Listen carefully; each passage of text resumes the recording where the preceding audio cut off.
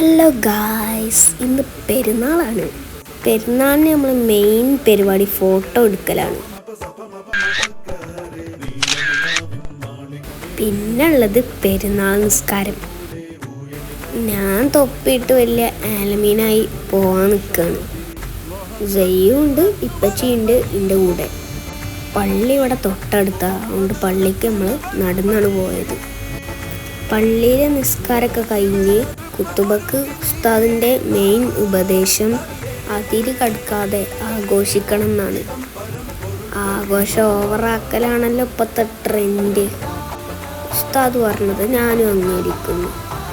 അതൊക്കെ കണ്ടില്ലേ പള്ളിയിലുള്ള തിരക്ക്.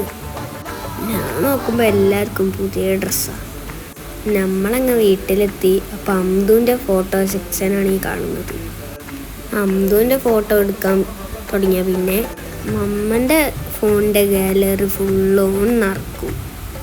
അങ്ങനെ നമ്മളെ കുടുംബക്കാരൻ മാനികാക്ക വന്നു. മൂപ്പര് പായസം കുടിച്ചങ്ങ് പോയി. അങ്ങനെ നമ്മളെ പെരുന്നാൾ ചോറ് നമ്മൾ കഴിക്കാൻ ഒരുങ്ങാണ്. അടിപൊളി ചിക്കൻ ബിരിയാണി ഉണ്ട്. അങ്ങനെ ഫുഡൊക്കെ കഴിച്ച് നമ്മൾ വല്യമ്മൻ്റെ വീട്ടിലേക്ക് പോകാൻ തുടങ്ങി. ഇങ്ങോട്ടെങ്കിലും യാത്ര പോവുകയാണെങ്കിൽ അംദു ബേബി ഫുള്ള് റെഡിയാണ്. അങ്ങനെ ഞങ്ങൾ വണ്ടിയിൽ അടിപൊളി അടിച്ചു പൊളിച്ച് പോവാണ്.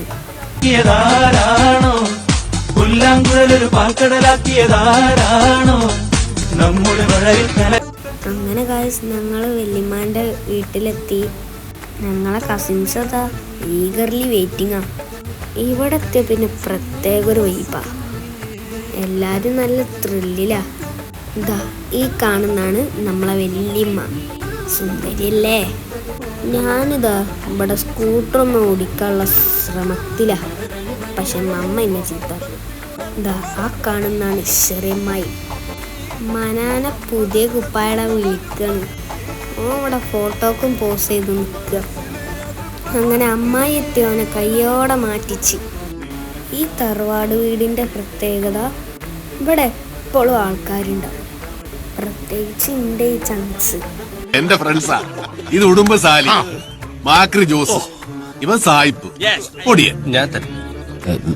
ചുമ്മാ വെറുതെ ഒന്ന് പേടിപ്പിക്കാൻ പറഞ്ഞാൽ മതി, കൈയും കാലും വെട്ടിക്കൊണ്ടുവരും. അത്രയ്ക്ക് സ്നേഹമുള്ള പിള്ളേരാ. ഗസ്റ്റുകൾ ഇങ്ങനെ ഓരോരുത്തരും ഇങ്ങനെ വന്നുകൊണ്ടിരിക്കുക. വേങ്ങരുന്ന് ഇപ്പപ്പ ഇമ്മമ്മയൊക്കെ വന്നിട്ടുണ്ട്. ഞാൻ കൈ കൊടുക്കാൻ പോയി ചമ്മി. നീ എവിടെ പരിപാടി അവതരിപ്പിച്ചാലും ഇത് തന്നെയാണല്ലോ നിന്റെ വിധി. ഞാൻ വിട്ടെടുത്തില്ല, കൈയോടൊന്ന് ഷെയ്ക്കാൻഡ് വാങ്ങി. പിന്നെ ആ വരുന്നതാണ് എൻ്റെ ഇമ്മമ്മ. പിന്നെ ഈ ചക്കയും കൊണ്ട് നിൽക്കുന്നതാണ് ബിച്ചുപ്പ.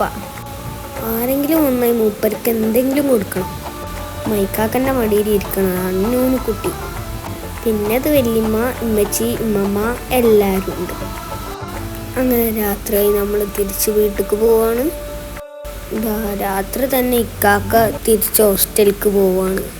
ആരെ ഈ പെരുന്നാൾക്കൊക്കെ ക്ലാസ് വെക്കണത്?